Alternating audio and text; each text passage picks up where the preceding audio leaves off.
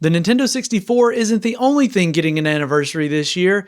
Hey everyone, I'm DK May, and this is So I Played, the Sony PlayStation 3.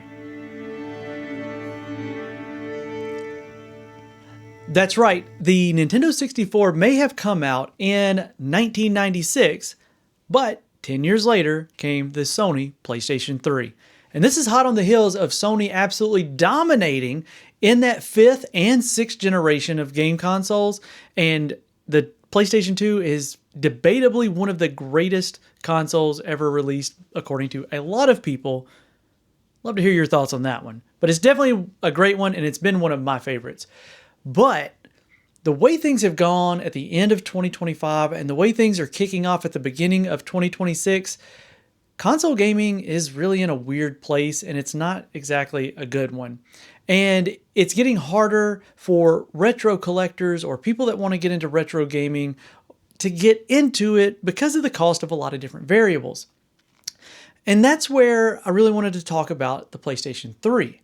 Now again, the PlayStation 3 came out way back in 2006. And that is now, not technically the day that I'm filming this, it's not quite 20 years because it came out the end of 2006, but 20 years is kind of that point where things become retro. I'd love to hear your thoughts on that too. Like, do you put that 20 years that the console came out, or is it kind of like when the console ended that it then becomes retro? I like to think of the PlayStation 3 more as a classic gaming console at this point. And it's a very interesting inflection point in gaming. And we're going to spend some time talking about that. But I want to talk about the launch of it real quick because it did not go over as well as everyone had originally thought it would leading up to the reveal. Again, PlayStation 1, PlayStation 2 absolutely dominated their competition. Wasn't even close. But the PlayStation 3 come along and Sony got a little cocky and they released it at $599. Now in today's market, you go, okay, no big deal. But back then, that was a big jump over the around $300 or so that we were used to spending on a new console. You got a lot with it. They were fully backwards compatible with PlayStation 3, PlayStation 2, and PlayStation 1 games. So that's good. You didn't lose any of your library. And it's still $600. And the Xbox 360 was significantly less and took a lot of market share because of that. They did come back later, and when I got into the console, so my entry into the console is not exactly retro or that old. I got into it in 2009 when they released the Slim model. And I know a lot of people that moved into the PlayStation 3 at that point because the Slim was half the price of the launch, had 120 gig or 160 gig hard drive, so your options were a little bit better. And I got it and MotorStorm. Like that was the first thing that I bought. When MotorStorm was originally shown, announced, I played it at a friend's house. I think it was so cool. I was all into it, especially since one of my favorite games for the Nintendo Wii, did have a Wii, I had a 360 and a Wii before I had this, was Excite Truck. And I don't hear many people talk about that game these days. In fact, I never see it on a list. Did you play Excite Truck? I freaking loved Excite Truck. That was like so cool. Anyway, back to the PlayStation 3. It was at that point that things started really ramping up for it. But why am I even talking about the PlayStation 3? Well, hear me out here. So 20-year-old console, and it, again, back to that inflection point, there's a lot of modern conveniences here that make it approachable and accessible for people getting into classic games, retro games today. We're talking about HDMI ports. It supports 1080p. Even though most of the games were 720p, the interface still supported 1080p. And I've been playing it on my 1080p plasma, and it looks phenomenal on there. Even the games that I know are running at 720p. And the games that do run at 1080p they look incredible. I'm not a resolution snob. I used to be, which is one of the reasons why I was so excited about these particular consoles, but also really let down at how many games were running at 720p versus 1080. And that goes for all the 7th gen consoles. But it also had Wi-Fi, if that's your jam, and you wanted to be able to hook up wirelessly. These days, the multiplayer aspect is kind of a non-starter. Like, do not go into the PS3 for multiplayer online gaming. Like, please don't. I was just seeing if Battlefield 1943 that I purchased would even connect, and there's no servers alive for it, so I had to move on to something else. Controllers were really kind of, this is where we got our wireless controller. You got that wonderful mini USB on there. This is the 6-axis DualShock 3. Funnily enough, when the console first came out, there was no rumble. We did have the 6-axis gyro because you got to have the gyro because you got to have gyro. Who doesn't want to steer their racing game with the controller? Not me. It worked for Excite Truck, but it was really not good on a Motor Storm when I did it. But we kept our sensitive face buttons, so if you were playing your PS2 games, you didn't lose out on that. We got analog triggers on our L2 and R2. Decent battery life, so that was cool. So if you get in, you don't have to worry about getting crazy aftermarket controllers that just to get get wireless controllers. Again, HDMI, like it would hook up to modern TV, so you could get it and you don't have to jack around with scalers or adapters or do anything funky to be able to play the PlayStation 3 console on a newer TV. But here's the cool part, and one of the things that I absolutely love about it is it also has an AV multi-out. So you can use component if you want to use, if you have a TV that has component. So if you had a CRT like I do that takes component, you can get a really good image out of it. And if you really don't care about getting the best image on a CRT, you can even use composite.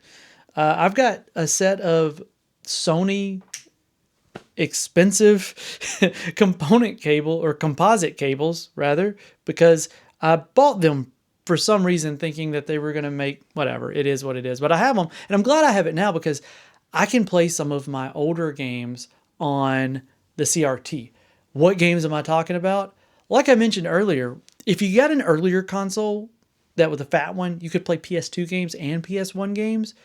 I've got an early slim model, and I'm really hurting for whether I should put custom firmware on it or not, because it's early enough of the revision that it will support the same firmware as the fat model, which means I can play PS2 games, the disc-based ones on there. I could load ROMs, but I don't want to do that. I want to be able to play the disc-based ones, but I got my PS2 for that, so I just do that. But the big kicker is actually things like this. This is the Ico and Shadow of the Colossus collection, meaning there's a ton of... Look, you go over GameStop and just type in PS3 collection, and you're going to find so many of these classic games that were ported or remastered. I'd just say remastered. Yeah, it says remastered on there. Remastered in high definition, which means it runs better, it looks better. You do lose some of the things that the classic consoles will get you. And one of those big ones is like this. So I know somebody out there is probably spitting out their drinks or their coffee, soda, or rolling their eyes, face-palming something, because this is Silent Hill HD Collection. And you know what? It's not the best way to play these games. I will never, ever tell somebody that this is the best way to play it. However, have you seen the price of Silent Hill 2 on the PS2? You know? You can get this for like 20 to 25 bucks almost anywhere that's got it in stock. I bought it new because I wanted it, and I've had it for that long. You know what? It's at the core, it's still Silent Hill 2. So if you really never got that experience and you don't want to deal with ROMs and you don't want to deal with emulators or finding a $200 copy of Silent Hill 2, it's an option. But there's a lot of other games like that. Sly Cooper, the God of War series, even God of War 3 concluded on here, the PSP versions. There's so many classic games that you're going to be able to go that are even from before the PS3 era. And if you're into PlayStation 1 games, well, guess what? It reads the disc. Just pop the disc in and play it. Or, I'm a little hesitant to even talk about this, but the PS3 store is still alive. And I've picked up a few games on it for the PS1 classics that are very expensive if you find the disc-based version, but are very affordable in the store. So a couple that really come to mind here is like Parasite Eve. I picked it up in the PlayStation Store, and I have it. I paid $6 for it. Another game is Castlevania Symphony of the Night. That is not a cheap game, but I really wanted to play through the game because I'm playing again between it and Castlevania for the N64, and I was able to get it for $10. Again, this is a lot of things you're going to find here on this channel are more about playing the game and enjoying the game. I do understand that if it was to ever go offline, whatever, I may not always have access to it, which is why I don't say that this isn't where I would put my collecting in. But if you wanted to play the game, it's a pretty good way to play it.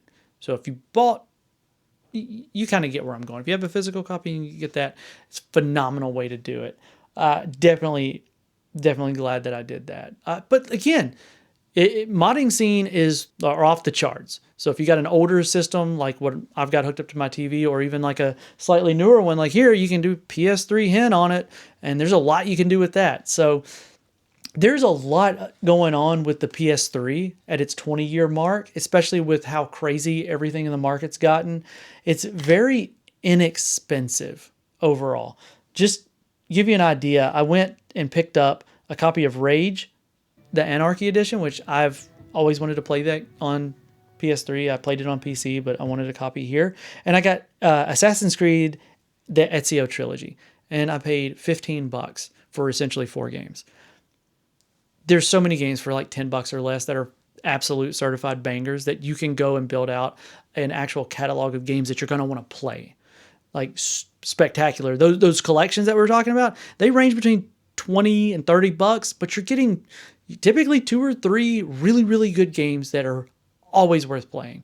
So I'm a big proponent right now of somebody trying to get into classic gaming, retro gaming, if you will, to take a look at the PlayStation 3, because you can pick them up off Marketplace. You can pick them up even at stores for a very good price. You don't have to fight with memory cards.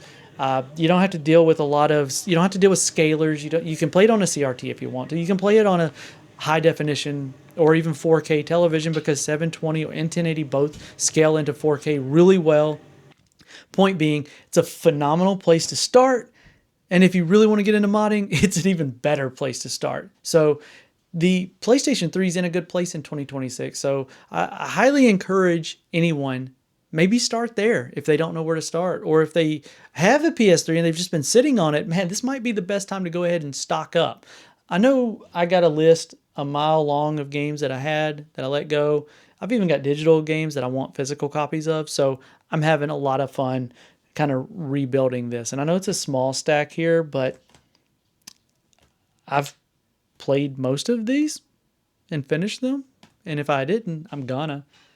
So I hope you enjoyed that, and we're going to get back to the games themselves next go around. I have one of those dreaded scalers finally on the way so that I can record some much better footage for you all. And I also have the splitter for the PlayStation 3 coming so that I can actually record good copies of gameplay, because off camera sucks. Sorry you had that one in this video. So I hope you enjoyed it, and I'll catch you all in the next one.